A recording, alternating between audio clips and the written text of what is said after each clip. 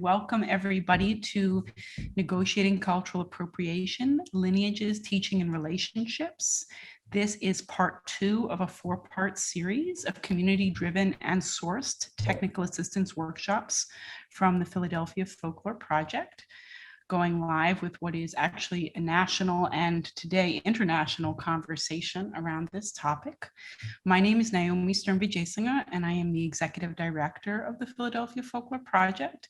And I'm still relatively new to the organization and to the region, so it's a great pleasure for me to be able to welcome everybody and get to know everyone participating in this panel personally. Just a little bit of background on the Philadelphia Folklore Project. We have been in action since 1987, and our work has been diverse and complex and multi-layered, but always around a central premise to harness traditional knowledge in service of social change. And as such, our slogan has been Folk Arts for Social Change since 1987. So we do a lot of different things, but one of the things we have done without fail since that time is to provide technical assistance to artists, local organizations, communities, and individuals in Philadelphia and the 5 surrounding counties. And we do that work as an organization, but also as a state folk arts partner for the Pennsylvania Council on the Arts. And so one of the things that we do each year is we do a series of technical assistance workshops, and those have run the gamut from help with grant writing to social media to self-representation and pitching your work as artists, done all kinds of things to, empower and help traditional artists in our region.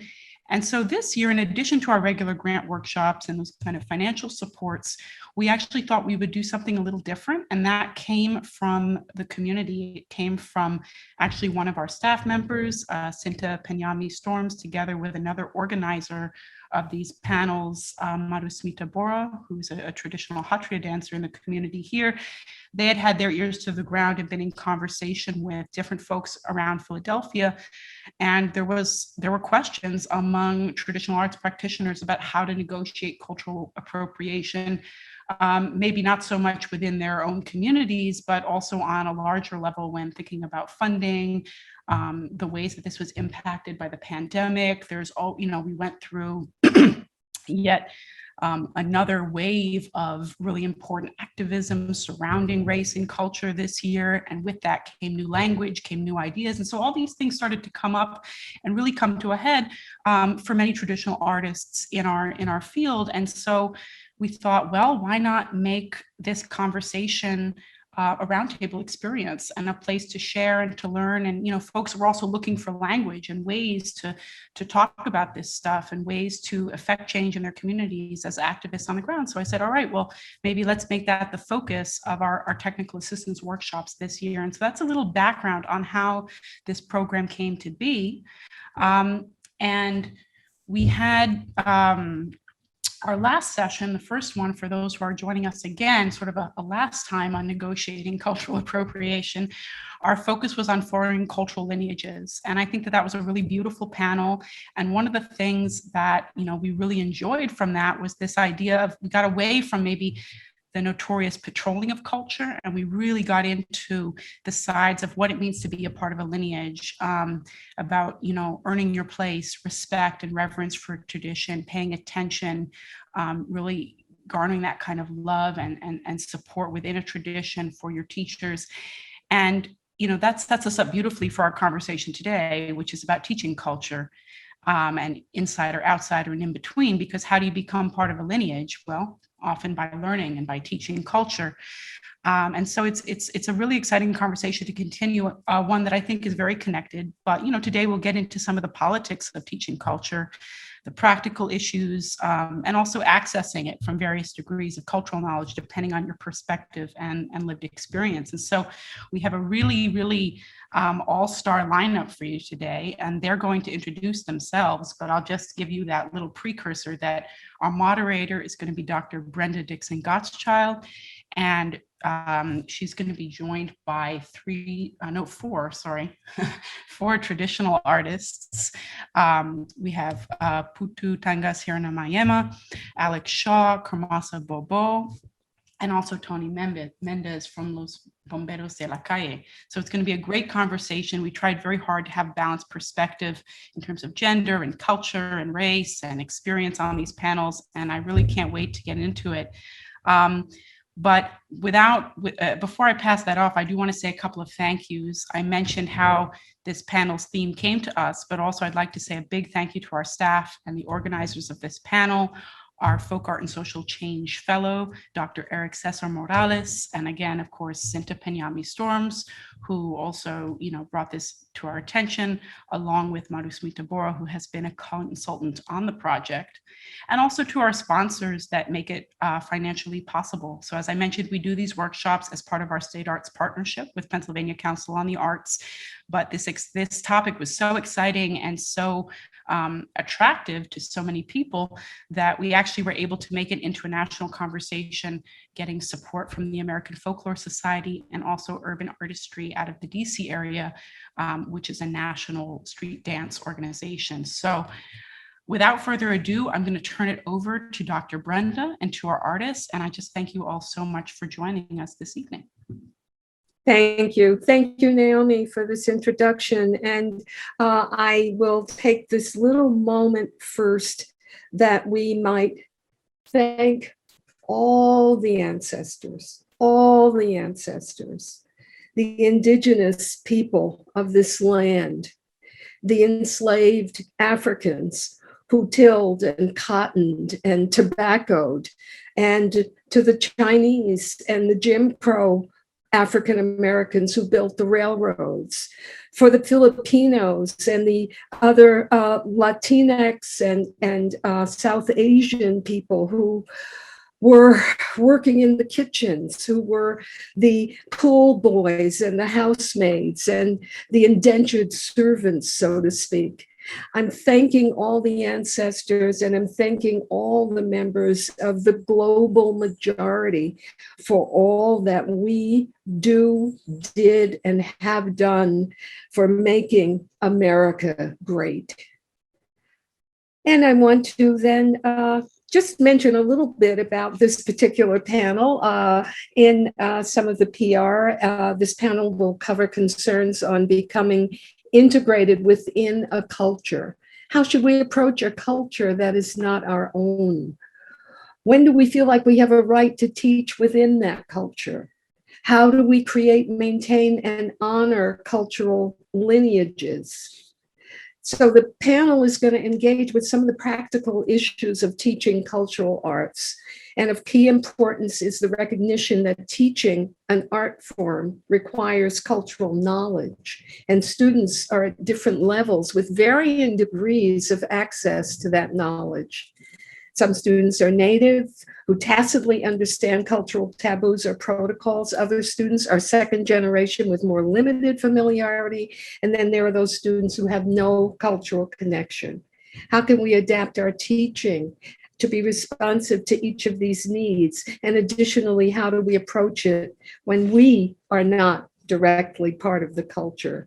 So we're going to be deliberating on issues around the politics of teaching, learning, and sharing, and performing culture as insiders, outsiders, and diasporic cultural members. I'll quickly explain what the format is, because I want each of these wonderful artists who are here today to introduce themselves.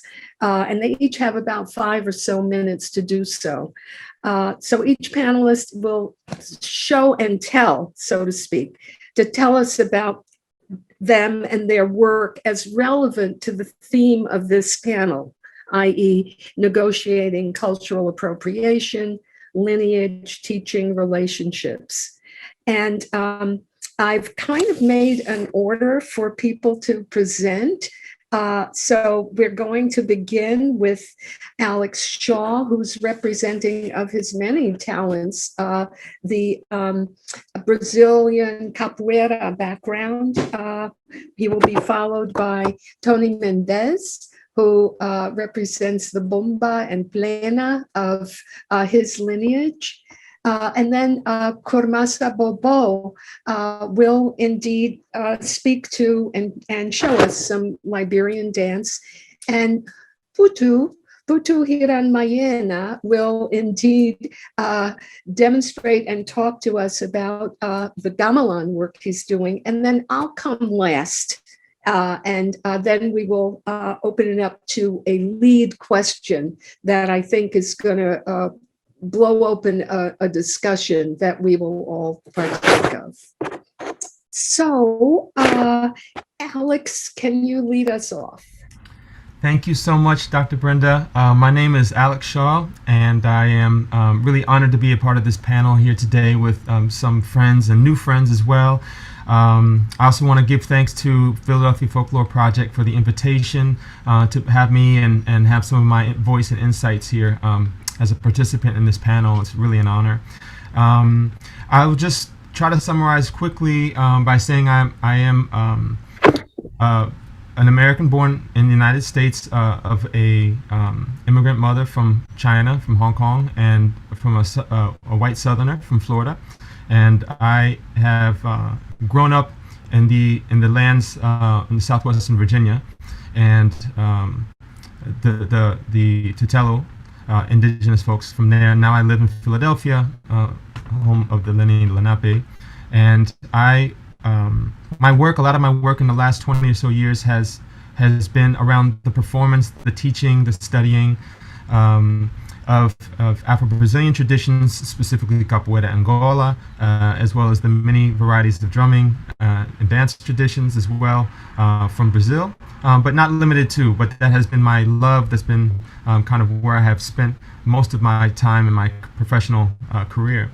I work as a teaching artist. I work as a musician, as an instructor, as a community member, as a cultural producer.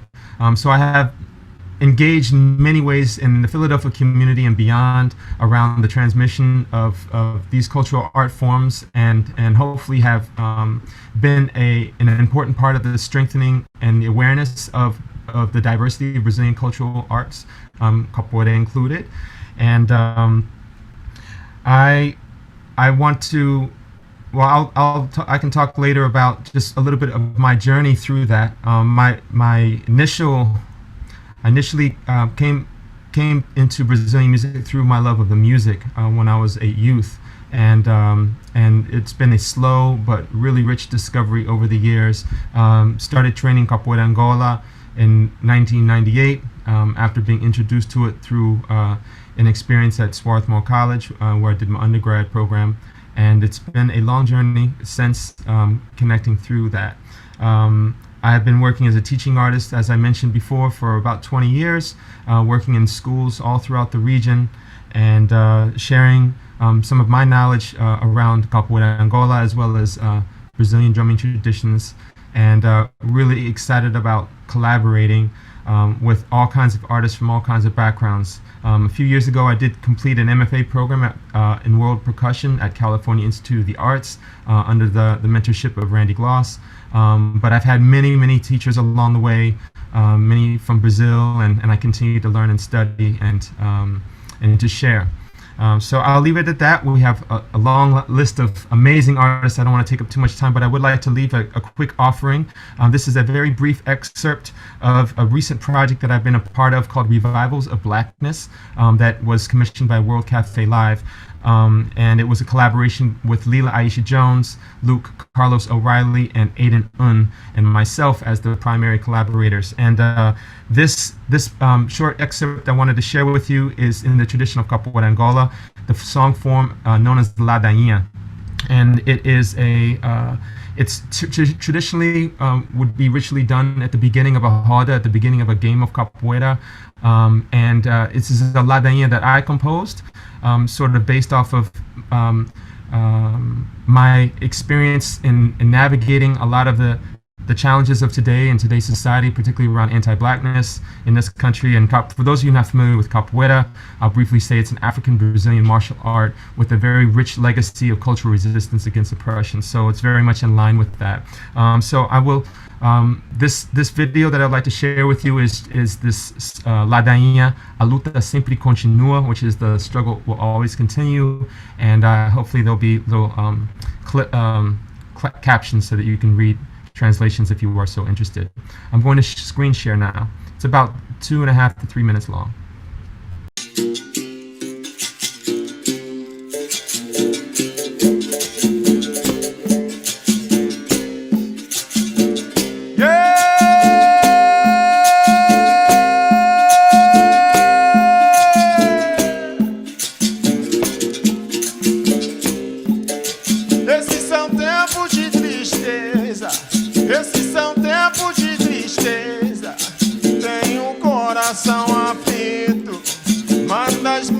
Condolências às famílias dos caídos, Trevor e Michael e Jorge, nenhum deles estava armado, mas no sistema racista vidas negras são roubadas.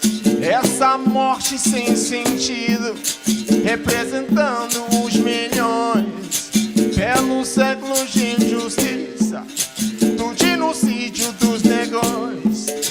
Que vou dizer para os meus filhos? Que vou dizer aos meus filhos? Colega velho, como eu posso explicar? Pra manter a mente aberta é não se deixar enganar. Como acender o fogo é não se deixar apagar. Leve a fé, leve a mandinga, isso vai te segurar.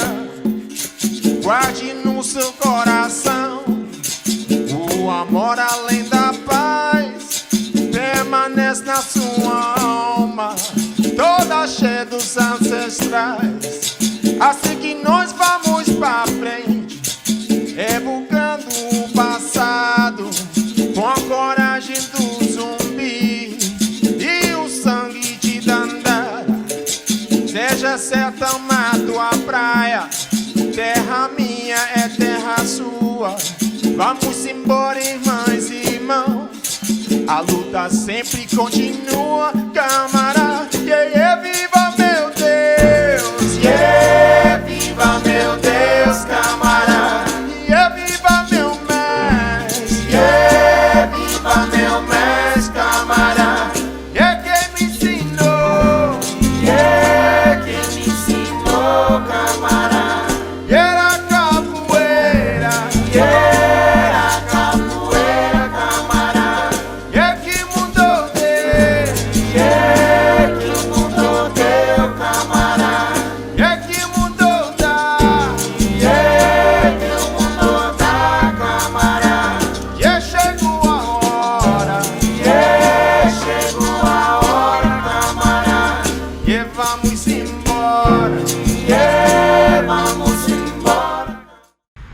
Thank you so much. I just quickly want to acknowledge the older gentleman in the video is Meshi Pastinha, who is considered the kind of the godfather or the top of the lineage for contemporary Capoeira Angola tradition. I am of the Fika tradition, so I studied under Meshi Valmi, Meshi Cobra Mansa, Meshi Jurangi, who studied under Meshi Moraes, under João Grande, and under Meshi Pastinha. So just wanted to acknowledge lineage there as a part of this tradition. Thank you very much. I look forward to the conversation to come.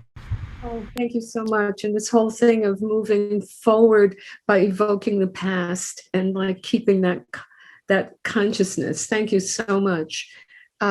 We move now to Tony Mendez.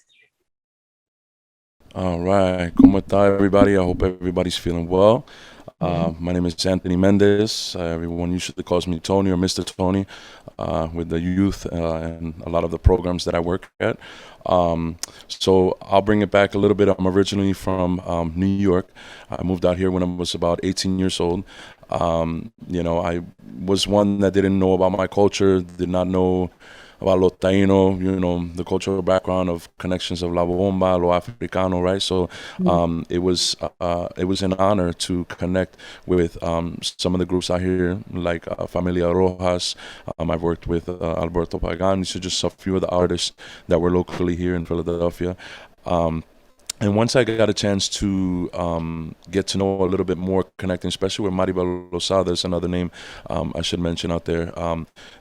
These are everyone that I have collaborated, learned from. You know, I didn't realize the large background of what this music is, right? La Bomba, La Plena, and definitely La Bomba, because it has this much more older essence and much more closer connection to Africa and Lo Taino all around the Caribbean. So, you know, it was an honor to get into this, and I think after a while of learning from them and going, you know, to Puerto Rico and taking workshops where I can, because I was very new to the scene. So I knew I was Puerto Rican, but I didn't write. I wasn't sure about what that meant per se. So I dug deep, you know, and I connected with who I can, and through that one person to the next, it was, you know, I was able to connect with many others, and it's been a great honor. And now, you know, I've left my regular work that I used to do, and I've been a teaching artist for, I would say, about 9 years. I'm the director of a local music band called Los Bomberos de la Calle. We do many community events. We teach about la historia, right, the history of what bomba en plena is, and just overall enjoying the time with the people, right? Bringing this positivity, connecting the young ones out here, right? We had many hurricanes in Puerto Rico, and we had families come out here, and some of the young ones, either they were still young and haven't had the chance to experience La Bomba or La Plena, or maybe some of the families or the parents remember this music, and just us being able to have a chance to share that with them, and working with the young ones and teaching the dance, teaching the traditional songs, and, you know, just bringing something positive to their day, especially with everything that's happening now. And of course, it's just things have been getting more challenging for all the communities. So, but, you know, we always need something positive, and, you know, bomba is, you know, once it has connected to me, I think this is something that was needed, right? Because I was one growing up, 20-something years old. I had no clue. Again, I was Puerto Rican. What is bomba? What is plena? What is the Tainos? What is, you know? So once I found out all these connections too, you know, it was like, this was it. You know, I think something's here, you know, I'm destined to do something like this. And then I have a great connection with the young ones, and, you know, it's amazing to see the little ones drumming and dancing and just enjoying the time and keeping up with these traditions. And, you know, not just if you're Puerto Rican, you know, because the music is for all. This is the music of the people for the people, you know, and it's a gathering, you know, and we all need this. So, but I've been blessed to be able to share this music, to be the director of you know, the group that we have, and work in the programs, and you know, been blessed to continue to preserve la cultura de la bomba en plena, this cultural music from Puerto Rico. So I think that's just some information. I think I have a lot more to share, maybe in a little bit, but I would love to share una canción that I have here that I usually share with my students, one that I've created, talking about the instruments of La Bomba. So I hope everybody enjoys. This is called Un Barril, okay? And then after I'm done singing and playing the music, I'll explain what this means so everybody understands. Gracias. Hope you guys enjoy.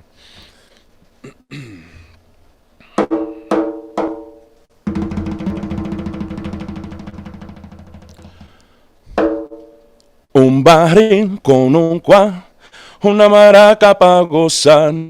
Yo te traigo a ti la bomba pa' que vengas a bailar. Un barril con un una maraca pa' gozar. Yo te traigo a ti la bomba pa' que vengas a bailar. Báilame la bomba, mamá, repícame la bomba, papá. Suena los barriles, mi gente, que la bomba va a sonar. Un barril con un una maraca pa' gozar. Yo te traigo a ti la bomba pa' que vengas a bailar. Ahí vamos a gozar con mi gente, los boricuas tan presentes. Mira los bailadores como tira los piquetes. Un barril con un cuá, una maraca pa' gozar. Yo te traigo a ti la bomba pa' que vengas a bailar.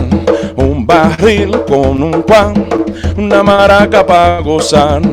Yo te traigo a ti la bomba pa' que vengas a bailar. Ay, yo traigo la cultural de mi laboriqueño. Quiero bailar mi bomba con la punta de mi pie. Un barril con un cuán, una maraca pa' gozar. Yo te traigo a ti la bomba pa' que vengas a bailar. Pa' que vengas a bailar.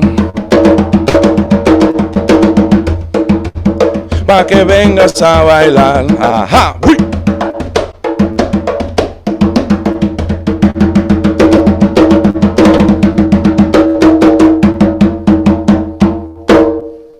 Pa' que vengas a bailar.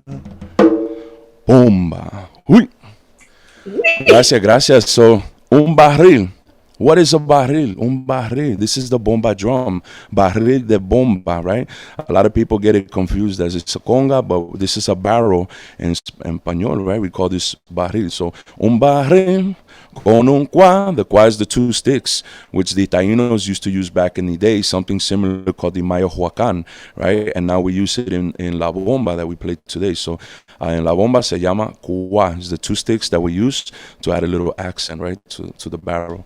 And then, of course, la maraca, otro instrumento that we use that belongs to the Taínos. And I've created this song because it's something easy for everyone to understand, right? What are the instruments that are used in la bomba? So it's a piece of la cultura, and everybody can sing to it. And, you know, because a lot of the students and a lot of people are like, escucha esa tambor, or let's go and dance. But we lose the sense of what is, right? And what the originality of what the music is, and understanding the components of the music. And that's why, you know, this is una canción that I had put together for everybody. And, you know, definitely traditional songs that we sing and enjoy the time with everybody in la comunidad. And, you know, it's about keeping our spirits up and preserving la cultura and sharing with everybody. And again, it's a pleasure to be here with all these amazing artists that are here. And thank you again, the Philadelphia Folklore Project, for having me here. I've seen you guys and the work you do many times, but I think this is one of the first collaborations we have. So gracias for inviting me here, and appreciate hearing from everyone else here. So gracias, mi gente. Uy. Moving forward by evoking the past, and this whole sense of, you know, who we are has so much to do with where we came from and finding those links. Thank you so much, Tony, Mr. Tony. And now I will turn to Formasa Bobo. Yes. Thank you so much. It's a pleasure to be here on this show. Oh, thank you for the Philadelphia Folklore Project. I really appreciate this. My name is Komasa Bobo. I'm from Liberia, West Africa. And I came from the Loma tribe from Lofa County. I've been dancing from the time I remember 5 years old. With my father, Kolba Bobo, he had a little small dance group. And I remember dancing with him in Lofa County. It was one of the days with the late President Tava saw us dancing.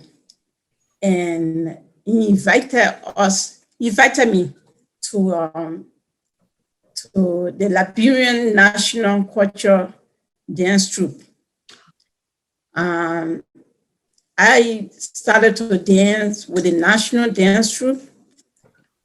In Liberia, we travel all around Liberia, all the different counties.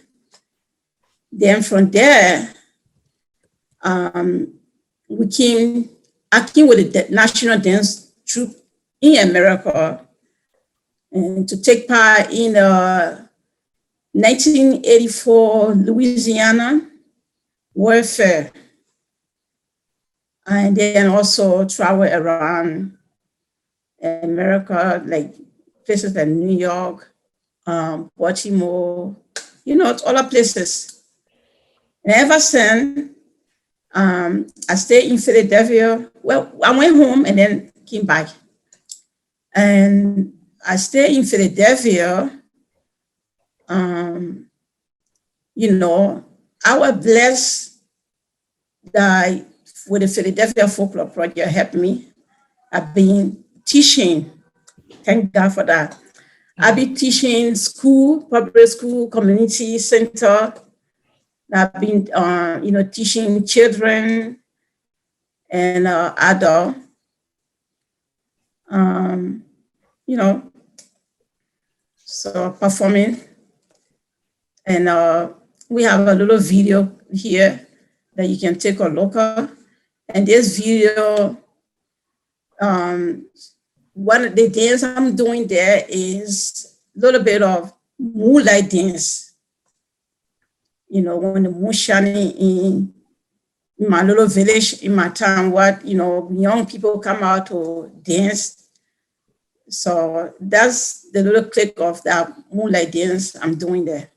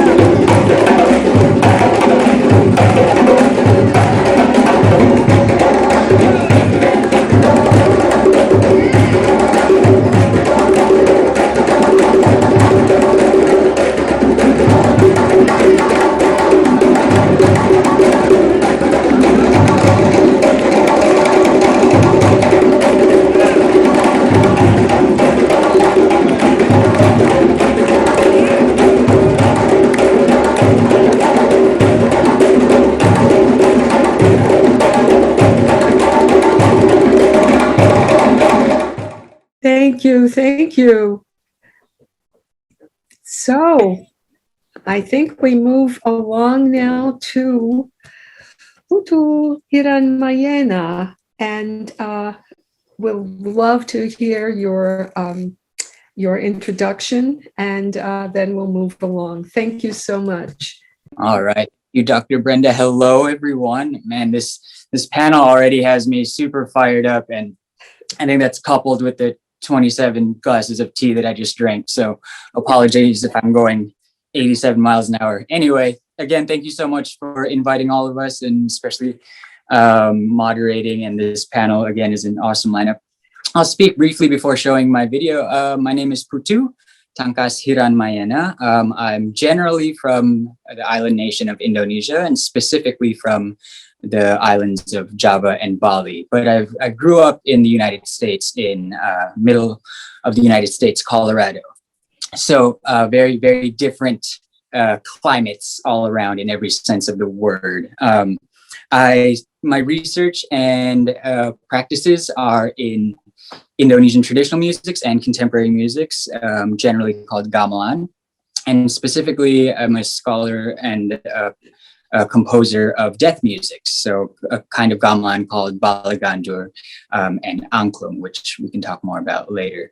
But I currently hold a couple of faculty positions at the University of Colorado Springs and Metropolitan State University of Denver, where I teach music and ethnography and art.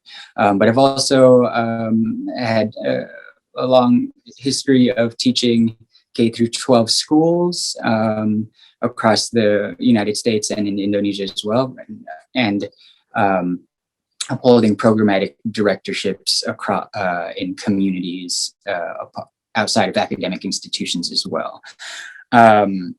So I want to set up this clip just a little bit before, because I don't want to talk too much about the specifics of who I am, but I do want to show you how complicated things are in its artistic form sometimes. And this is usually where most of my language comes out. But this video that I'm going to show you is a an arrangement of a heavy metal tune that I actually arranged for gamelan balagandr, so for Balinese gamelan. And this particular kind of music, kind of gamelan, is actually traditionally used as cremation music, or for cremation ceremonies in Indonesia, right? So we have cremation music in the form of a heavy metal tune performed at a jazz club by a majority white community. Okay, so that's, I'm going to give you all of that to say that that's where we're starting.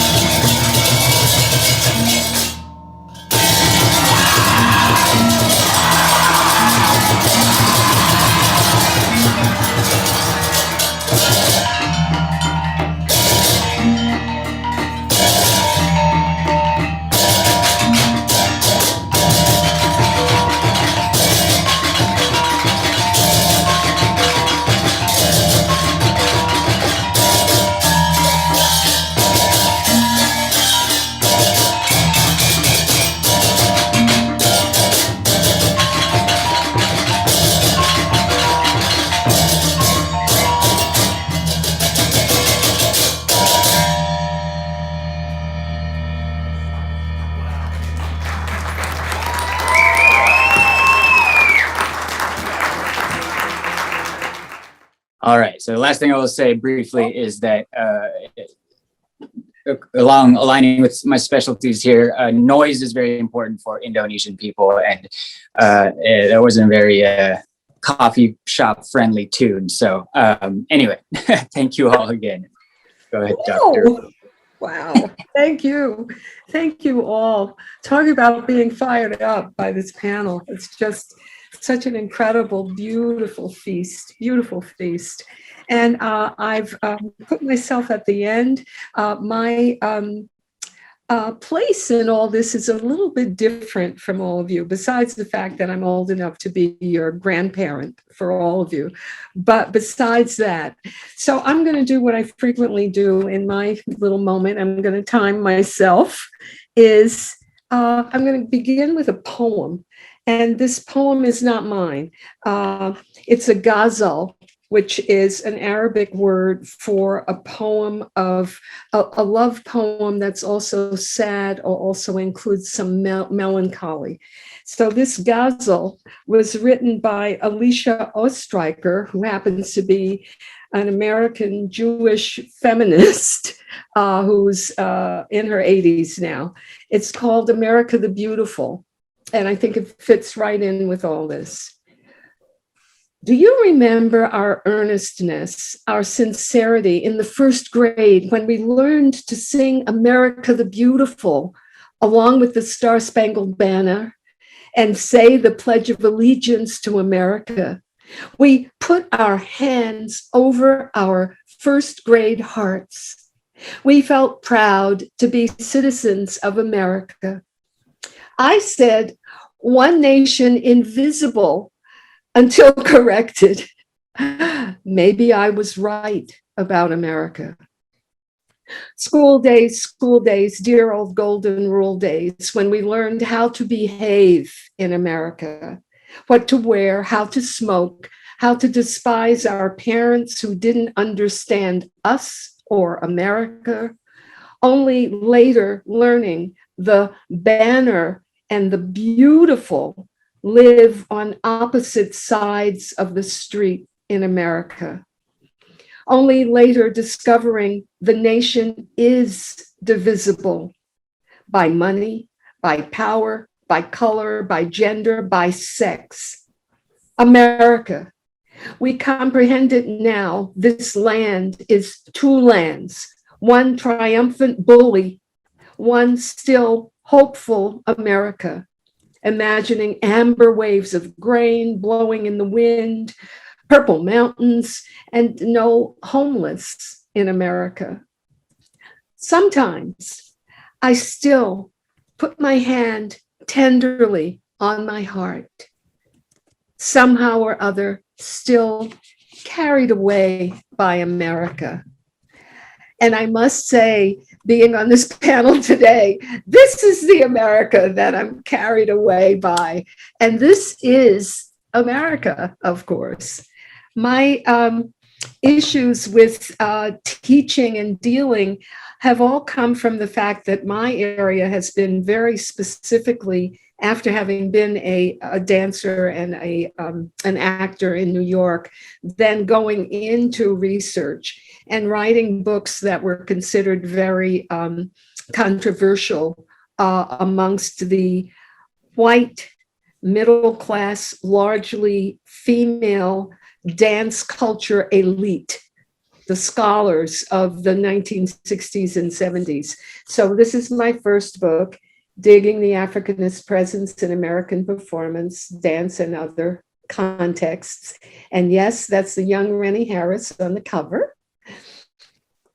I had a hard time getting it published.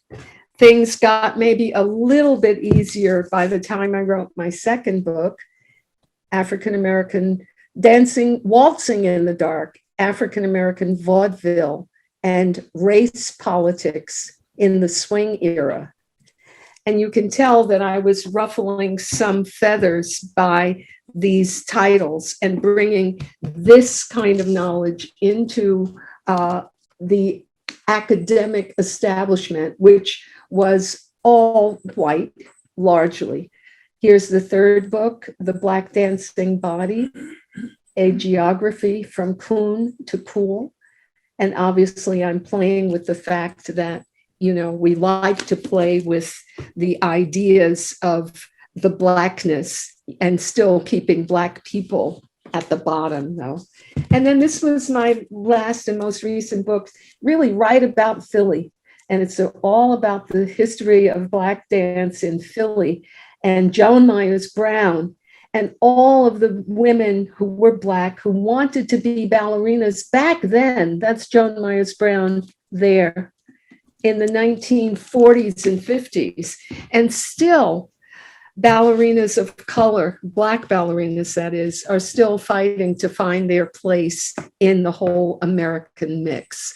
So I guess what I'm saying is that I'm somehow glad that I have stayed the course and lived so long that these books are now used in programs, dance programs across the nation, although many still question the right for Black popular entertainment or hip hop or what have you to be taught in academia, and still question the idea of Black ballerinas being on stage. So that's my little bit And I will now have us move on to a little bit of time for talking. And I'm not sure if we will actually break into breakout groups. We have a small group of participants here. So folks, I think we can just actually keep our conversation going with us and with our small audience. And actually, I hope that Cinta or Naomi will be able to field questions that come in that we can then ask in the group. So the first question that I have is the question, and whoever wants to begin now can begin. It doesn't have to be in the same order. If one of you can give one specific example of a problem you've faced, being exactly who you are and the teaching and performing your genre. This might be a problem with funders, or with students, with facilities, or any population that has questioned who you are and why or how you do what you do. Like that's one of the things that came up for me teaching in the doctoral program at Temple. It was like, what is this Black woman doing? You know, being my professor while I'm getting a dissertation done. So question like that, one specific example of a problem you faced. Now, also, you might choose to reverse this question so that you might be asking the question of why others are teaching or appropriating your genre when you feel they aren't qualified. Like Putu, I thought of when you were doing the gamelan work that I would be offended if a non-Indonesian did what you were doing with your music. And I don't know, you know, I don't know how your traditional community responds to this, or, you know, with Alex, I'm not sure how long it took for the Capoeira community to embrace you, Alex. But so those kinds of issues, if anyone wants to start, and just if we can understand how this became a problem for you, how you're dealing with it, any suggestions for how society at large could help resolve this. And we can just talk back and forth now. Anyone who wants to begin. Thank you, Dr. Brenda. Yes. Yes. That I have the problem that I have with that. I see that my work had not been respected. And I also feel that it had not been, you know, some people had never really valued what I, you know, my talent, my, you know, the work I do. Yes. I feel that certain people have never really valued it. Yeah. And they have not respecting, you know, what I'm doing. Yes, yes. And have you found it in the classroom with some of the students that you're teaching? Not the students. Mm-hmm, mm-hmm. The problem is, what I look at the problem would be is, you know, like people call me to go perform to a wedding. Then, you know, I will ask them, you know, what they can, you know, I ask them, like, how much they can pay me. And they would tell me, oh, I'll give you, so. Well, first of all, I give you my price. And then they say, oh, that's too much money. Okay. Yeah. Yes, that's a lot. Yeah. But then I was tell them the reason I'm asking for this amount, that I have my transportation and, you know, coming back and everything. Mm-hmm. But then later on, you know, they will say, oh, I will just give you this. This is what I got to give you. Okay, because I love my work. Yeah. I enjoy doing what I'm doing. Yeah. And I would like for people to see it. Yeah. So I accept it and then we go. Mm-hmm. And then if it is a wedding, they're going to just, I'll be running around, you know, where can I change my clothes? You know, then they will tell me, they will end up to cut matter short. They were telling me, oh, there's a bathroom right there. Sometimes if it's the main bathroom, you know, Yeah. and then I would just try manage it some kind of way to get dressed.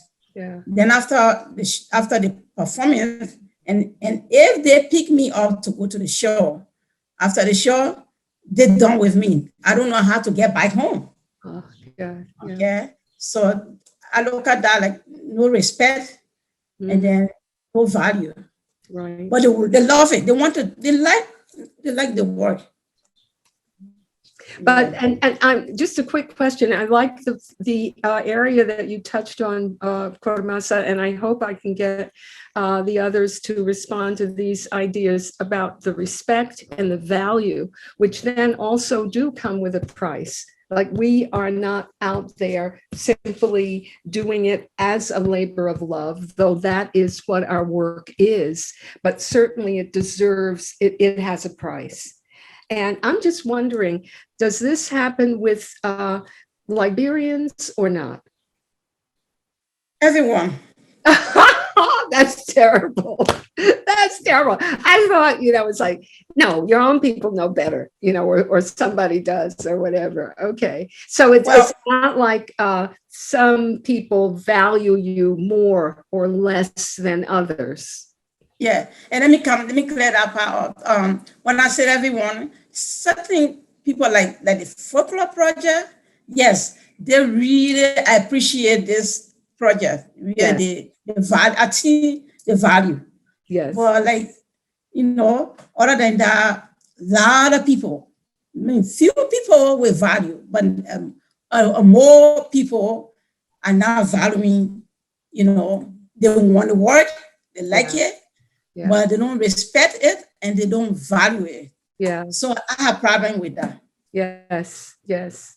Does anyone want to weigh in on that, as well as any of your thoughts about the whole large question, but particularly in this area of respect and value for what it is you do? I can jump in if no one else is, just briefly. A lot of ideas going on in my head right now, and a lot of thoughts, obviously, as I'm sure many of us have.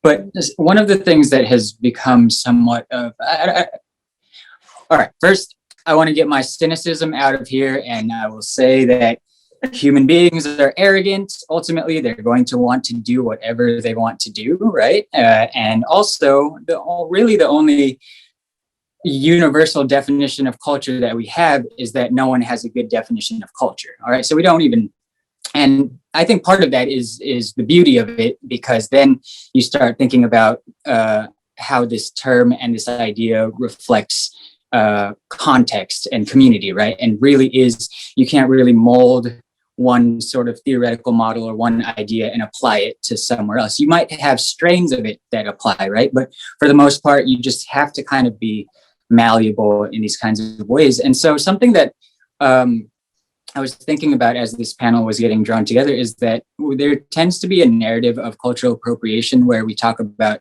an us versus them kind of storyline, right? Where it's like, here's in sociological terms, right, the emic or etic perspective, right, the insider versus outsider. Yeah. But at what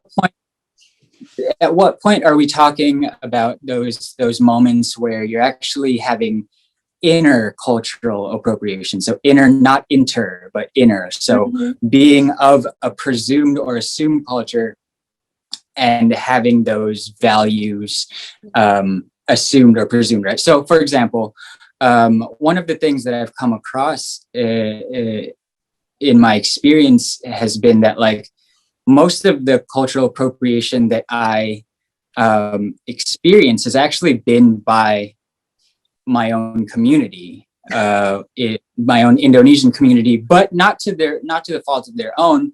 It's the Indonesian diaspora in the United States, more specifically, right? There's a lot of pressure of upholding a certain kind of worldview when you don't have a good model of what that worldview is, because we're all, even in terms of a minority, we are a minority within a minority. So there hasn't been much representation in the context of Indonesian peoples, right? And so when you're appointed by a community, which gets deeper in complexities, like which community is appointing you as cultural ambassador, right? Is it the Indonesian community, or is it actually the community that you're in that really has nothing to do with Indonesian-ness, right? Mm-hmm. So there are a lot of moments where, for example, and I deal with music, right? So for the most part, where it's a little intangible and it's hard to say what exactly is being appropriated. It's a little harder to grasp what exactly is, as opposed to something like regalia or something that's visual, right? Where you can blatantly see like, oh, that's kind of directly cultural appropriation because you're using regalia as a costume or something like that. But in the context of a lot of Indonesian musics and Indonesian communities in this country, in the country of the United States, it's like, okay, I'm the only Indonesian person in my community. And I'm expected to uphold a certain kind of image about Indonesia, filtered through how you think the United States should look at certain things, right? And so there's this dynamic that happens where it really does become very regional, right? And it really does become a topic about general cultural processes and specific, right? So I can say I'm Indonesian generally, right? But specifically, I come from the island of Bali and Java, which have very different cultural processes, even within themselves. But to someone outside of Indonesia, those might be the same things, right? So a lot of the times I experience having to talk to my own peers and talk to my own Indonesian community as being like, hey, some of the things that you're wearing are actually very sacred and can't be you just can't use this thing for this kind of music, even though sometimes they get conflated. And it's sometimes it's all about image, right? And it's about how do we present ourselves, but at the same there's some turmoil even within, right? Because there's a lot of pressure coming from different directions that we're all just trying to navigate. And there's a concept in Bali called Desa Kalapatra, which is time, situation, and context. And the gist of it is essentially that you find yourself in a different place, different time, different context, and you just have to adjust accordingly, right? There's no real one correct answer. When in Rome, do as the Romans. Yeah. Yes, something like that. So a lot of ideas there, but I think that's as much as I can offer right now. But that's so interesting. And talking about the intra conflict, and that you brought up, Putu, the whole idea of like an edict or an emic perspective, like the edict being if you bring like all those people who so much love African-based everything and will bring their frame of reference to it, not taking into account, and I'm sure Kodamasa can speak to this, that Africa is a continent, and it's not that you can bring your frame of reference to what Africa is when there is the need to do the kind of thing that Alex has done with in his Afro-Brazilian excursions, which is to immerse yourself, and that's the emic perspective, immersing yourself within the culture and a specific Brazilian culture, as he mentioned, and he mentioned his lineage, in a specific culture in order to be able to understand it. Then maybe when you're teaching it, you're not the foreigner, I'm still interested in this.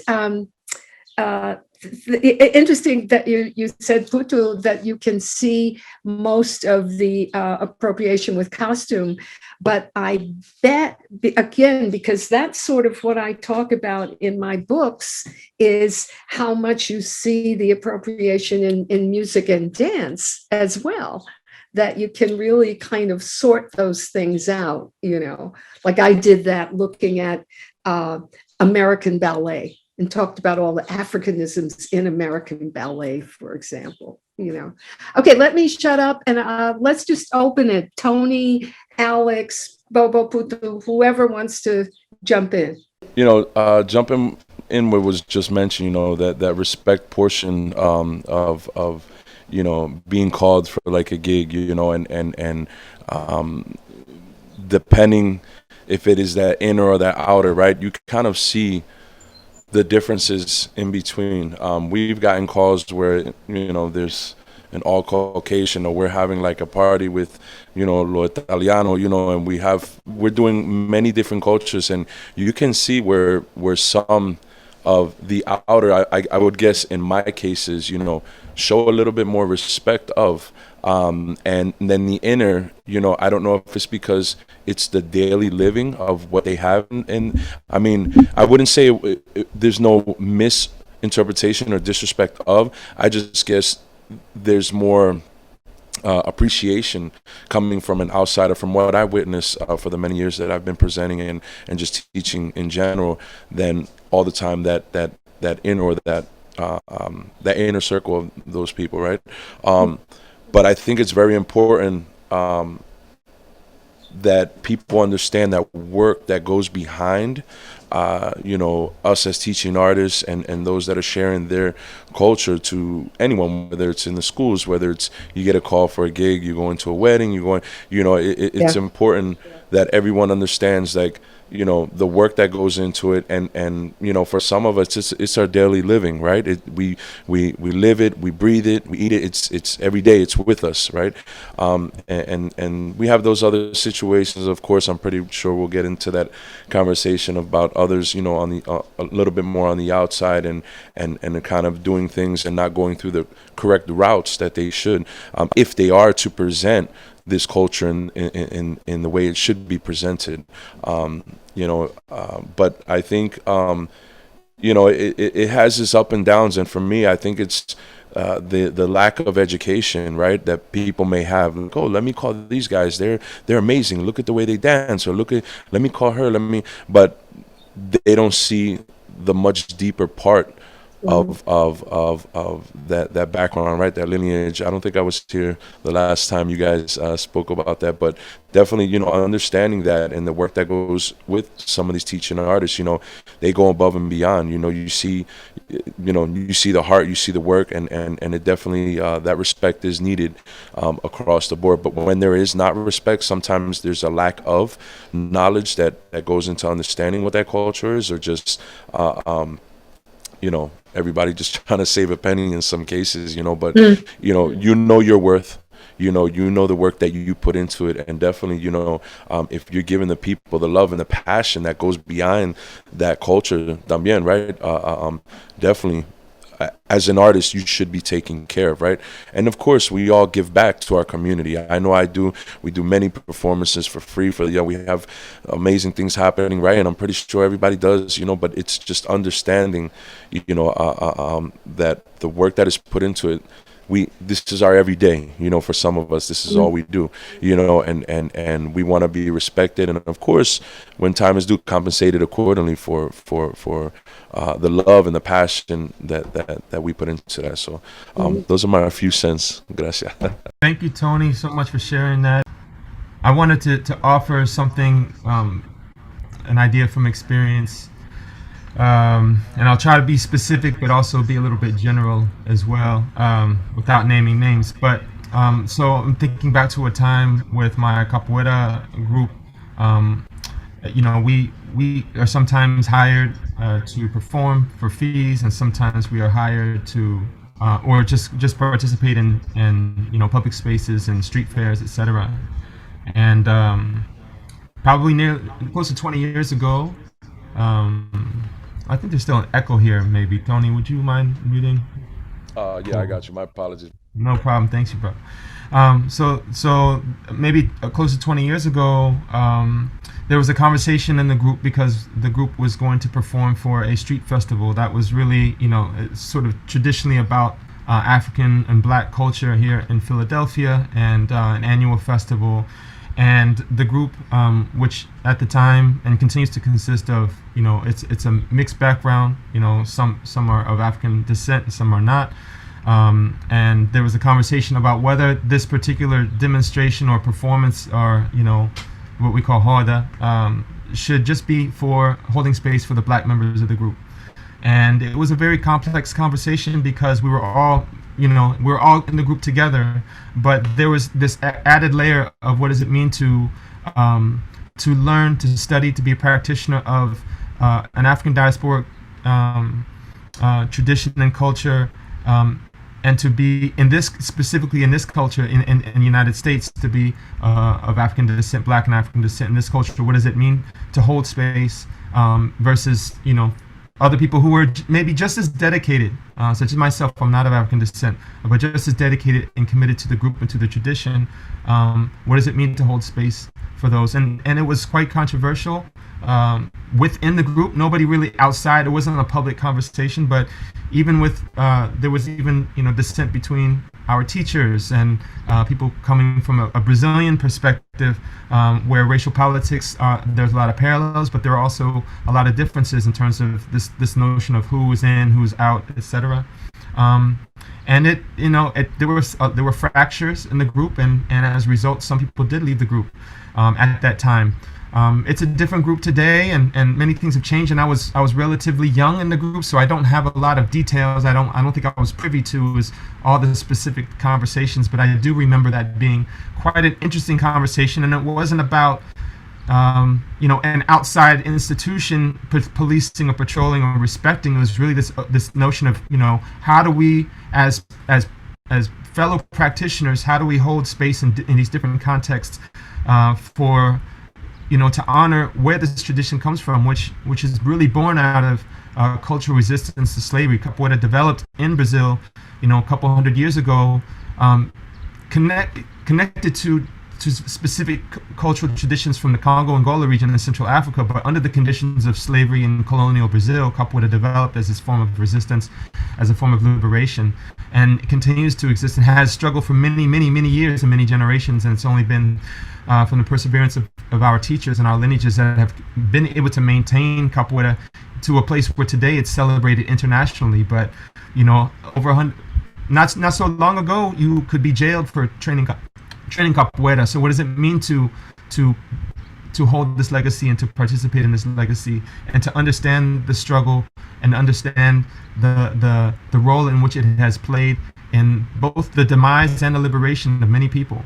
And so how do those legacies, how do those traditions, get carried forth in contemporary spaces, in non-Brazilian spaces, in the spaces United States and Philadelphia specifically, where it's a Black city, and how do we hold space? So lots of layers here, and I think there's a lot of intersections with what Puto was mentioning, and with Tony as well. And I know this conversation is also supposed to be about our teaching artist practice, which I think is informed by these lived experiences that we have as practitioners.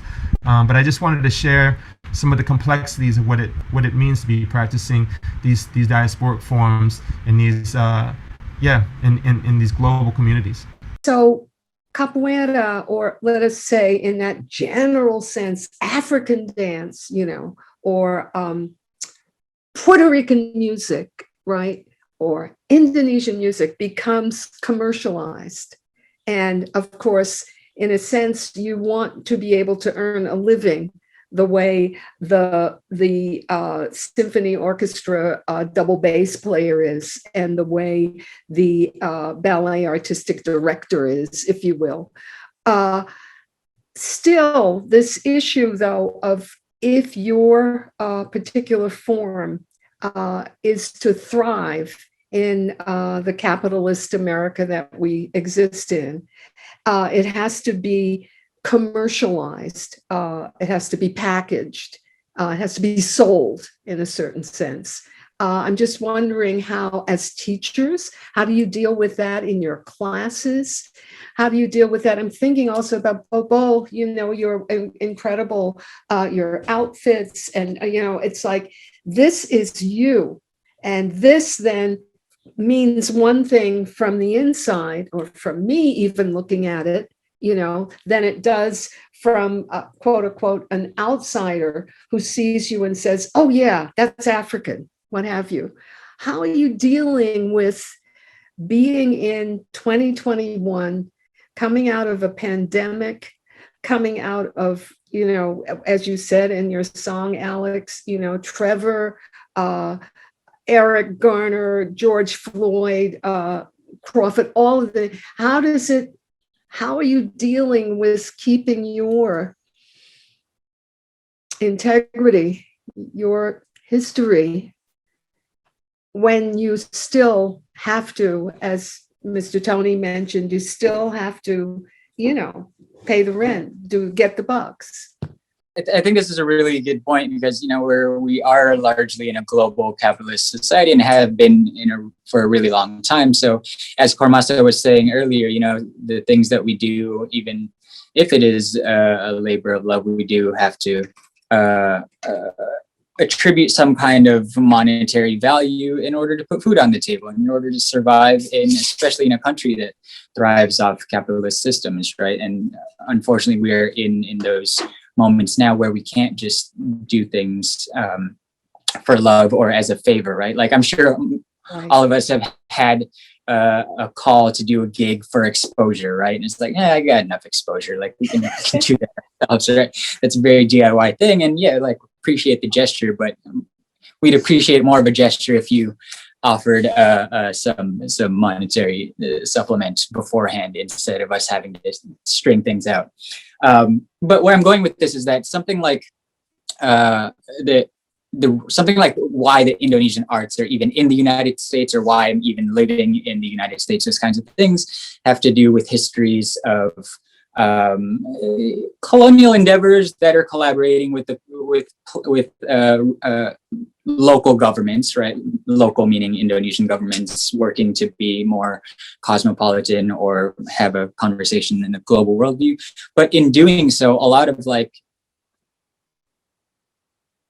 global music ensembles are situated in academic institutions, right? And that's where the patronage comes from. That's where the funding comes from and things like that, right? So for why I wanted to bring that video in the introduction and sort of exclaiming why there's a largely white community playing Balinese music is because a lot of those members, even if it's a community group, a lot of those members have come in through exposure to gamelan through academies, right? Through academic institutions. And Alex, you mentioned being at Cal Arts, and I don't know if you studied with Pat Wenton at all or saw the Balinese gamelan, but that happens there. There's it's not just an isolated incident, right? There's the reason gamelan in the United States is a white activity is because of this access to academic institutions. And unfortunately, as much as I want to just burn the whole system down, it's like, well, I gotta try and put sustenance into my skinny body so to survive for another day. Those kinds of things. So, this is just one specific context, but I'm sure many of us can attest to that, right? Good question. For me, is tough. It's a really tough thing to deal with. Mm-hmm.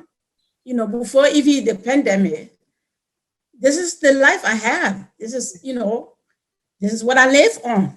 Yes. In Liberia, in the national troop performing, and that's it.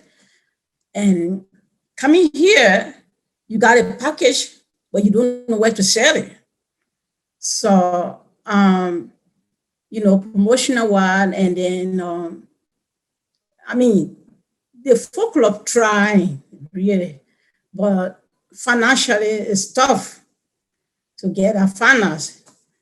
Then the pandemic came in to teach, because I don't know, I probably didn't mention about the teaching earlier, because I teach, the folklore are really been helping me to teach in schools, community center, but with the pandemic coming in, to go out there and teach, it's been tough. If you go to the classroom to teach sometime, you need another person to be there with you, with the kids. Sometimes somebody will tell you, well, yes, the classroom, the students, you can go out there and teach now, but I need assistance to help me with the students, not just me. Okay. That's also something that need to be kind of not teaching dance, especially for me. I love teaching the young people, they like children from like 5 years up. Like that's I love to teach little one.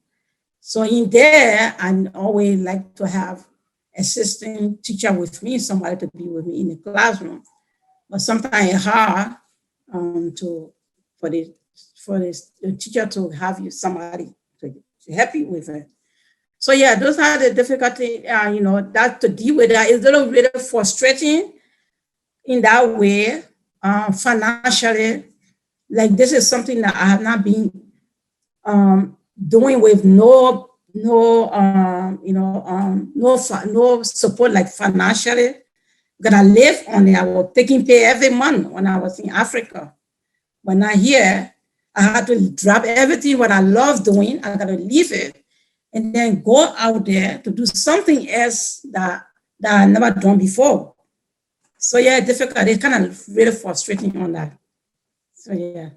Yeah, I mean, the teaching space is challenging. I know that's one of the main things. And again, it's going back to the respect of that teaching artist. And I know Kumasa, correct? Did I say that correct? Kumasa? Being in the classes and just being one person, right, and not having that assistant available. I work with one of the dancers, so the music that I teach is not just Puerto Rican. It's Afro Puerto Rican también. So it's Afro Puerto Rican bomba. So it has that background of, and I have the dancer that teaches with me in the classes, and it does make things a lot easier, and we're able to transition. Some of the students, half of the class we do baile, the dance, and the other half we do the percussion. We're singing canciones, right?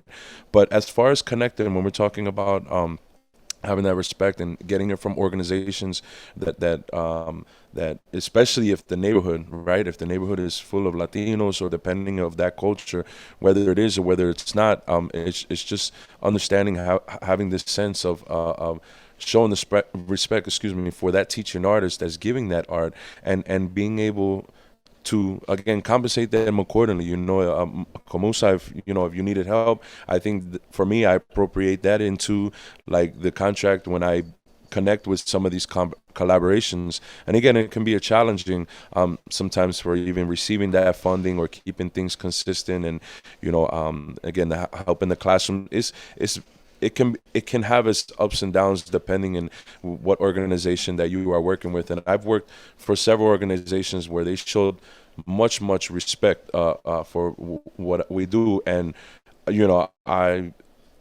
I would do anything in the world for these people, and then you have the other ones that are part of this community, are supposed to be giving back to the community and finding a space to have ensayo and finding a space to give community classes, even with those own organizations that are involved in those part of those communities that are in need of this. It sometimes can be a difficult challenge, and again, it goes back to respect. And understanding how much work some of these artists are putting into it. Some of us give our every day. I know I have a large family, and they call me for bomba. I'm there.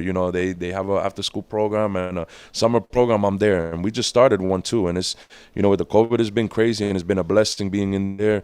The kids are wonderful. They're so excited.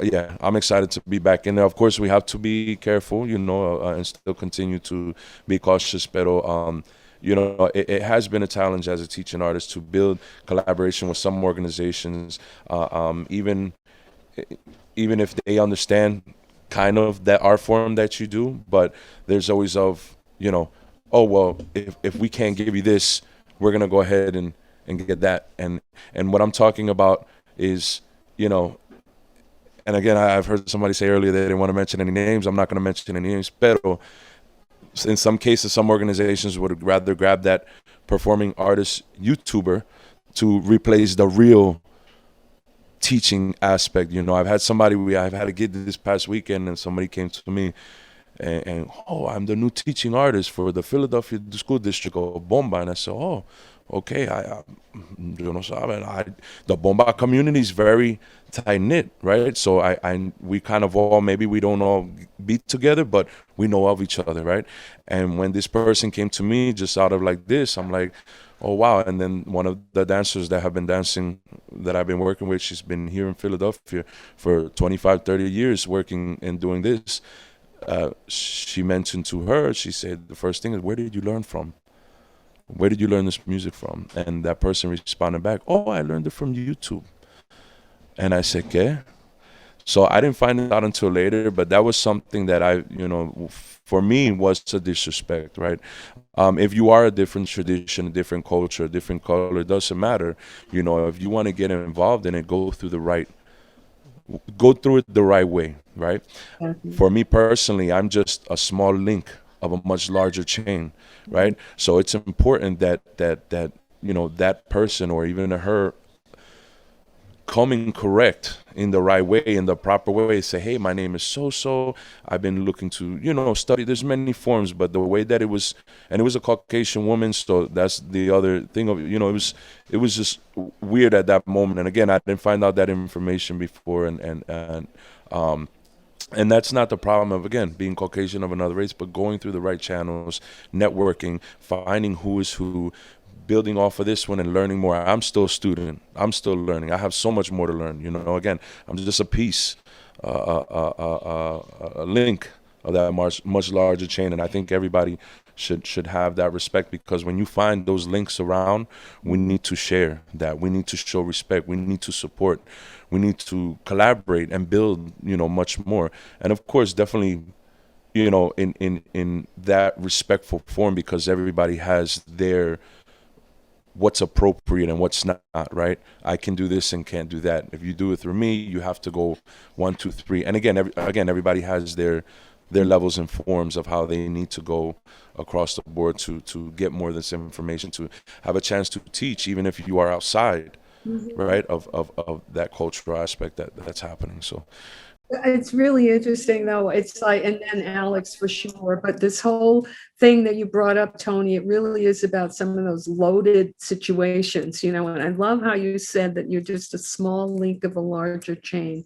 And this sense that, yeah, you know, nobody would think of, and this is the thing about value and respect. And he, you know, world arts here. I'm just thinking nobody would go to an audition for a Bob Fosse Broadway show or something and say, "Oh, I learned it on YouTube." You know, I mean, you don't. The respect that traditional Eurocentric institutions have, whether it's Broadway or the ballet stage or the traditional modern dance stage, that those things would never be broken, you know. So interesting that, and it's not interesting, it's just something that we all know, I think, who are here, that is what we are up against, you know, and those are the people still who are getting the great amount of funding.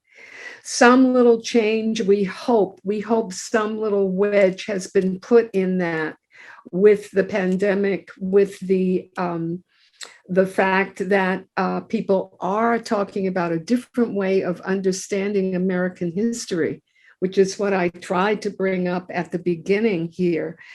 We know that it's being fought against, but the whole idea of teaching critical American history, so people begin to understand the critical need for all of us who are here as part of American history, you know. Please, Alex. There's so many things that are coming to mind. I want to circle back to something you said earlier, Dr. Brenda, around this idea of integrity. And for me, I think that is a core part, a core value, a core intention, especially being non-native practitioner of these forms. You know, what is my responsibility that comes with the privilege of having access to this information, to having access to these communities, to building these relationships, to learning these rituals that come in so many different ways. I think that it's really important that these conversations around teaching, so not just learning or not just performing, but if we're talking about activating, pedagogy spaces and teaching, what are our responsibilities of acknowledging our own positionality, where we benefit from privilege in the various ways, whether it's white privilege, male privilege, economic privilege, economic, academic, etc. As Putu had mentioned, a lot of, especially in the United States, a lot of these traditional forms are being learned in academic spaces by predominantly white students who have the economic resources to be in these schools. Where are the conversations, where are the critical conversations that are happening around the responsibilities of learning this material? Because what happens is you have these students that gain access, that spend the time and do it earnestly, that do it in a genuine way, but intention is not always the way. You have to marry intention, this notion of good intentions with actually having an informed practice of integrity. So acknowledging lineage is one, building actual relationships, leveraging opportunities and resources that you have access to for other people that don't have access to these things. How are you reciprocating this relationship with this information? I think about institutions like California Institute of the Arts, where I went to school, and incredible offerings, incredible traditions, and so many world cultural traditions. And I just want to make sure that in these kinds of spaces, that there are also critical and informed conversations around what does it mean to then become one who transmit these cultural traditions. Right? And not just saying, well, I learned it, I have this information, I'm going to go and teach it. But where are you a part of that larger landscape? This circles back to your conversation around capitalism and this notion of needing to make a living. And just because you can, and just because you have to survey yourself and where you are inside of the larger spectrum. It does not necessarily mean that it's for you at that time. And this is complex and it's layered because it's not always a hard and fast rule. But I find that the more you open pathways for other people, the more you find ways to collaborate, the more you acknowledge the lineages, the more that you really take a step back and survey what is this space for and who is it for and at what point is this for. I think it will come back around, understanding that it doesn't have to be this deficit. It can be a rich space, and I know that we all struggle, especially those of us who are in cultural arts. This notion of value. In a capitalist system, Kormasa's struggle with being valued and getting hired for gigs and being supported and treated with respect. So there are so many ways in which we exist as teachers, as practitioners, as students, as performers. And these relationships are all nuanced. And you have to know when is it time to be an advocate, when is it time for you to step back, when is it time for you to be the one to lead. And these are conversations that we continue to learn from. And I don't always I've learned so much from making wrong decisions and having very difficult conversations with people who I respect, who I love, and who I know have my best interests in mind. So I think there's so many different pieces to this. But surveying yourself, acknowledging your own positionality, acknowledging your own privilege, and what is your responsibility with its cultural information. And all of us are coming from different walks of life, but I think this is important. This is universal. This goes across the board. I would love to just put in there this idea of what are you giving back? And I mean, not necessarily, I mean, for all of us. As we are, what it is that I'm doing, whatever, but also again for the Caucasian person who came up to Tony and said, I learned it from YouTube or whatever. Question being, how do you teach a person like that who approaches you in a certain, and I'm putting this out as a rhetorical question because there are some questions we have to get to from the attendees, and rhetorically, how do you deal, each of you, just think about it, with the kind of person who comes up to you with that kind of mindset. And of course, to me, it's always then about, to that person, what are you giving back? I have those kinds of questions coming up to me, especially since the incredible murder last year, the whole thing of the George Floyd turning point. I get emails from people like, I won't go into what they are, but basically from an older group of basically dominant caste, I would say, i.e. white, dominant caste practitioners, basically scholars in dance, who are asking questions about, well, how do I deal with this? And basically, in some sense, I am telling them, how can you think about giving back? How can you think about what your place is in the world that is not centered around white supremacy? How do you, now that you're asking me that question, how do you deploy yourself in such a way that it is not only about you, that you are giving back? Anyway, here are two questions. Let me see. Question number one to the artists. How is your art received by your communities? That's the first question. I'll respond to this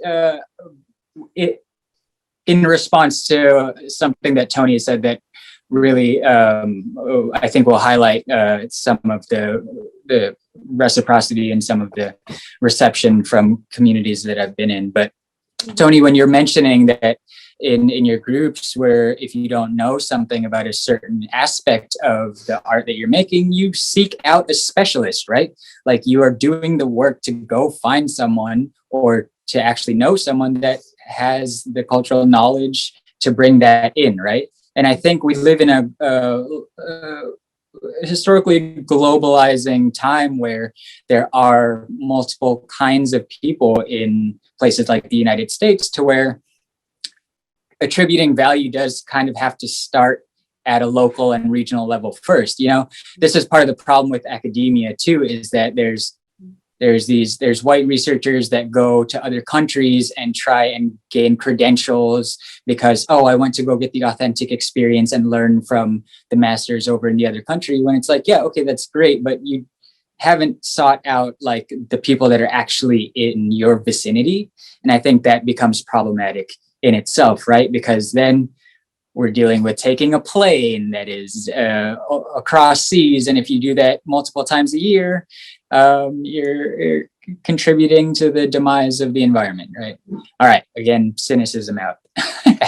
But also, this is to say that like there's this arrogance by certain kinds of people, and afforded by the medium such as YouTube, where I will say that, you know, YouTube as a technology and as a pedagogical tool is kind of like Wikipedia, right? It's like, it's a good place to start, but it shouldn't be the thing that gives you credentials, right? It shouldn't be the thing. It should be like, oh, I found this cool thing. Let me go research it and find ways to get a deeper knowledge of this thing, right?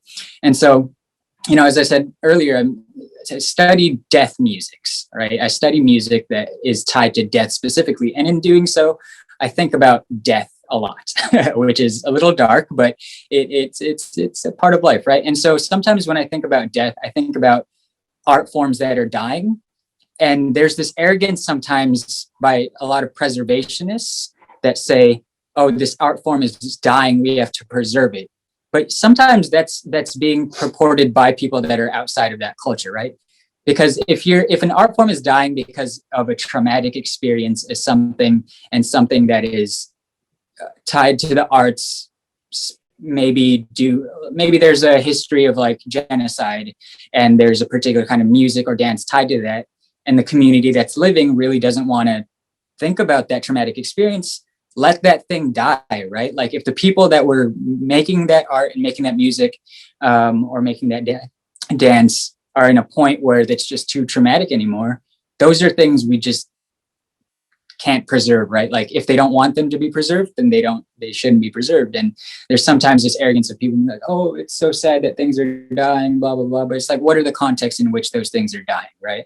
Like I think a lot about that in terms of Indonesian musics and how things get received, and why I'm bringing a heavy metal thing to a gamelan thing, right? It's like, well, there's certain things where things can develop and you don't need to preserve anything, and on whose account are things being preserved. So in saying all of that, the kind of art and the communities in which I work with, I've actually really hadn't had any bad pushback or anything with the things that I've created with the communities, because I think, as Alex and Kormasa was saying earlier, the intention has to be coupled with the impact, right? Those kinds of things have to be in tandem with each other.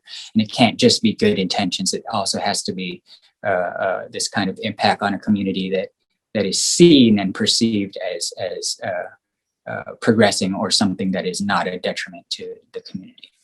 Thank you. Intention and integrity. I think that's what Alex said. So yes, and the question again is to the other artists, how is your art received by your communities? Thank you again. To me, the community, my Liberian community, it's not, it haven't been valued. It haven't been valued, it haven't been respected. You know, like way back in Africa, when they say the national dance coming to perform, the way people really respected it. Mm-hmm. You know, I mean, when we go to the island to perform, the play will be crowded and all that. And people value it those days. Mm-hmm. People really value it. We perform for president, you know, people, tourists will come, they will come and just to watch us. It will be crowded. Sometimes you don't have space to even walk, space to walk and go see us performing. But now everything has just been like, it is so frustrating, so heartbroken that the traditional dance, the culture, there's no value anymore, because, and if you start, I can start say from the top, they just screw, I mean, the whole thing just no respect in the Liberian community. If you in here, in Philadelphia, more especially Philadelphia, they don't respect the community, because if you know, at the Kennedy where I grew up, the Kennedys are just being like place where they, you know, remove Kennedy, and ever since then, the culture have no value. Okay, so but you're saying in the Liberian community here in Philly does not value. No. But in Liberia, it is valued. Yes. Yes. Okay. All right. Wow. Well, There's some part of Liberia, you know, like I said, there's the top, like on the Kennedy, the way they remove Kennedy, where all the others were like me, you know. Okay. That came from the top. That came from the president that took Kennedy away. Okay. Yeah. So then people are doing culture like they're not, you know, young people have the idea, but they are not really, they don't know sometimes the dances that they're doing, the meaning of it. Yeah. I know the meaning. Mm-hmm. And they have you know, they got the idea of doing the dances, but they don't know the meaning, and they're not doing it the proper way. Mm-hmm. Mm-hmm. Yes. Yeah. You know, so that's another problem right there. Right. Here in Philadelphia, people are really not, you know, that's like I said, they're really not valuing it. They're American now. I hate to put it this way. They're American now. And when somebody hire you that really doing it right properly, that respects you, and then they come around and see it, they embrace it. Oh, we haven't seen this for a long time. I like it. But then when you hire me to come, respect me. Yes. And then, show the value of it. Yes. Thank you, Kwamasa, for these stories. I mean, to me, it's making me think about, the immigrant experience and assimilation and this, this proximity to whiteness that I think people who come to this country, and even growing up in this country, there's this notion, this idea of getting access to power and following and valuing the things that have been valued in these white capitalist systems that we are navigating all the time.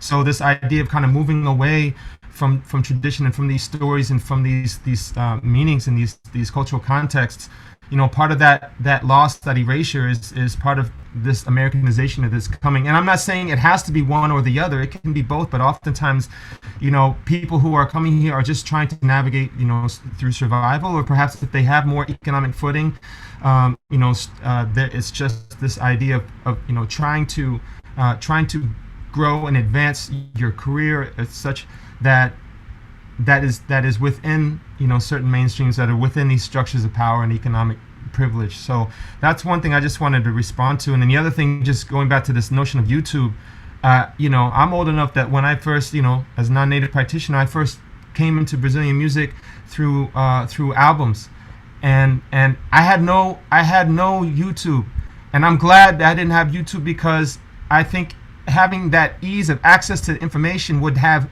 changed the way in which I value, maybe not me personally, but just thinking about this generally. I had to make a very conscious and intentional effort over years to try to discover my own path and understand what was that was so provocative for me. How could I continue to uncover all of these layers through my own discovery, and not having immediate access to a teacher or to anything online, but to go through albums and to, at that time, I joined BMG and Columbia House Record, clubs under different names, so I could buy every Brazilian album in the catalog, because that was the only way in which I could, with my blind eyes, could feel and get a sense of the room and figure out which walls were connected to which ceilings and floors, and how I could do this, orally. And of course, over time, then built relationships and brought my lived experience into those relationships and those teaching and those studies. But YouTube, it can be a great starting place, but it can be very deceptive, because there's people out there saying that they know this and that, XYZ, and they mislead so many people. And it's really unfortunate. And, not to patrol or police all of this, but there's no substitute for someone who is respected as a cultural practitioner, who has for generations, been part of a generational lineage. And, I know what it means to be out of reach, for that to be out of reach at times.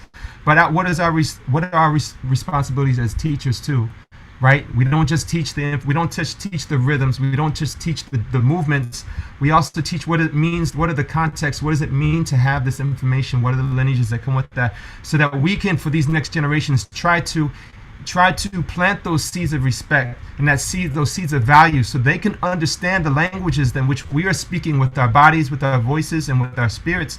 When they can understand that and recognize the value of that, then these young people will then be in positions eventually in power, and will be gatekeepers and be making decisions for other people. And they will be the ones that can say, I had this experience, even if that's not what I do for my life. This experience changed the way that I see the world, and changed the way I see how I can engage with other people that are different from me, but I can respect and align with my own lived experience, that those kinds of values. So I think that's where the opportunity is in all the teaching that we do. Not just to give them a dance or a song or a rhythm, but what comes with that? What does it mean? Why has it been, what does it hold today? Anyway, I don't mean to go off. Just wanted to throw it. You might as well stay. We don't have much time left, but I want to do a quick round of the second question, and we might as well start, Alex, with you. Question for all of the artists: do you return to your countries to teach? If not, is this a plan that you have? Just a kind of 60 seconds. I teach all the time here, and this is my country, but I consider, I Go to Brazil a lot, I as go I to Brazil a remember. lot too. Yes, Yes. there's opportunities for exchange there. Maybe not teaching the same way, but I believe in cultural exchange, and that, yeah. So I'll share that. Okay, so I do know that. And Kurmasa, do you? Yes. Yes, of course. Wonderful. Yes, I would love to go back and teach the culture. More especially like here, when the refugee children came, they didn't, when Liberian community started not to value the culture, what was one of the things that I did to deal with them, like, picking all the refugee children that did not have no idea about the culture. So I teach them, and they love it and have that, and then give a positive comment towards it, what I was doing. I make my way, I take my car and drive around, pick them up. That's how I work with them. Pick them up and teach them, then drive them off to their very home. And I was blessed by the parents trusting me with all of their children. And I did that for over 5 years, more than 5 years. I was doing teaching them, the young people from the Liberian community, because most of the time I talk to them, what they tell me was they remember somebody killing somebody, the walking over their body, all the horrible things. So I took it to be my duty that that's not the way the life go. And I went, teaching them through the dance, the positive thing in the dance for them to know this is the way it's supposed to be. Like, it's not for you to just see it because I like it. And whether you suffer, you take, because those are the things that the refugee children remember from 5 years old growing up, seeing, their body, somebody killing them, somebody's taking it from them, like especially like the farming dance, like rice, the rice that they eat. I teach them the farming dance. If somebody took your rice from you when you were hungry, they carry with it. No, you don't do it that way. That's not the way the life goes. You start teaching them the farming dance, it's self-sufficient. You have to work for it in unity and in love and in peace, together. Yeah. So, I would love to really go back to Liberia and teach them, because there's a lot, it's a whole lot that left out that do not, the young people do not remember. Right, but what you just described to the immigrant, to the children is wonderful. Thank you. Thank you. Putu or Tony, either one? Yeah, I'm here now. There, right. I'm currently here. I come back because I have a lot of family, but also to maintain these pedagogical lineages, and I'm studying from my teachers as well, and maintaining that relationship, which we could do from afar, but we have the privileges again to be able to travel back and forth. We have a very strange privilege right now during the pandemic, because not U.S. citizens aren't allowed into Indonesia, and they're usually occupying large portions of Bali. Right. So I have this weird kind of privilege to be back in the home country. But I try and go back every year and teach as much as we can to the incoming generation, and also sharing developments across the board. But also part of the reason that I'm into heavy metal to begin with is actually because heavy metal in Indonesia is actually really big and a point of indigeneity, which is a very interesting point on its own, but we can, that's part of where that idea comes from. Yeah. So much to talk about. Tony, you've got the last word for this. As I mentioned before, talking about that link in that chain. I mean, I do visit Puerto Rico. I've took several workshops. There's many elders, bomberas that are out here in New York, Chicago, and amazing practitioners that, luckily, again, it's just building those pipelines and those channels for people to understand, hey, we have this over here. Hey, we have that. So me per se, I don't think I've, anytime soon. I'm very humble about that I would ever teach in Puerto Rico, but I would be so honored to have that opportunity. But I think connecting those elders from Puerto Rico, connecting those artisans from New York, from Chicago, from all around the United States that are out here putting that work in that time, connecting them and bringing them to Philly, right? Adding to what I'm offering here, because I'm just at peace, and to see the different forms, to see the different styles, and to witness these elders that you hear their names, but you have never seen them, and try, because it is a challenge. Everybody, has their things, but and it's always, trying our best to build and network the best we can. But little by little, these collaborations are being made. They are behind, right, the doors, and little by little, they will be shared and coming out for everybody. And I think, I get starstruck when I see these elders. It's like, is that, and I'm so humbled by seeing them. And, and I know Putu mentioned something about some, people having this arrogance and but it's important about understanding. And again, those that are doing it the right way understand, right, where they stand in that line or in that link of that much bigger chain, right? And I think, that's where I stand, and I think I'm that piece to bring what I bring to the students, to the community, to the young ones out here. But it's a much, much larger picture, and I'm honored to be doing what I'm doing out here. But I think the most important thing is building that networking, right? Knowing what Alex does and being able to share, knowing what Kumasa does, Putu, and be able to spread the different cultures, not just Bomba and Plena, but just people have the respect for this beauty that they give, because there's not many of us out here, right?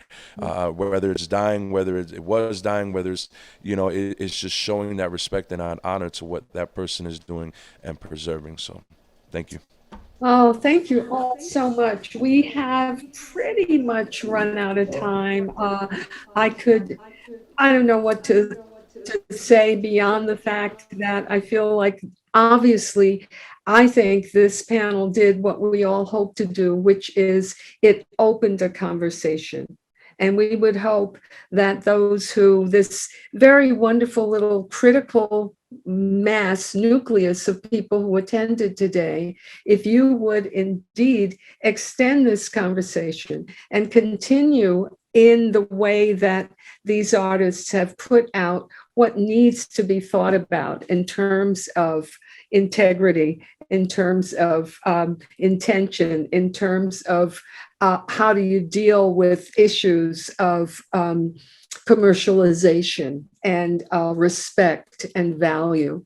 So I thank you all, and I thank PFP for this opportunity and for this platform. And I guess we can just say goodbye.